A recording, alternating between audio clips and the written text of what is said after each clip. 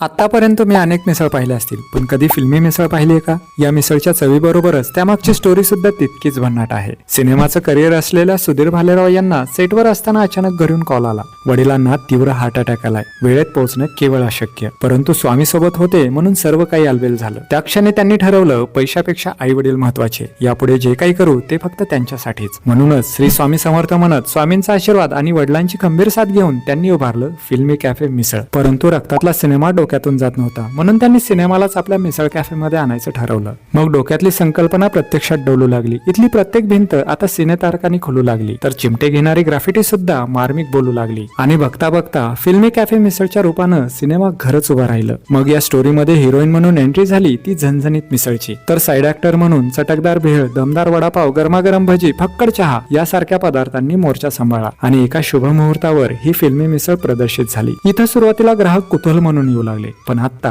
क्वालिटीसाठी गर्दी करतात. तुम्हाला काय वाटतंय, स्वामींच्या आशीर्वादाने सुरू झालेली फिल्मी मिसळ खरंच सुपरहिट होणार का? कारण इथला आपला हिरो स्वतः मिसळ वाढतो, तर बाप माणूस कल्ला सांभाळतो. जर तुम्हाला सुद्धा इथल्या फिल्मी मिसळचा आस्वाद घ्यायचा असेल तर पत्ता कॅप्शन मध्ये दिला आहे, तो नक्की चेक करा. आणि हो, हा व्हिडिओ शेअर करा अशा व्यक्तींना जे आई वडिलांना सर्वस्व मानतात. कारण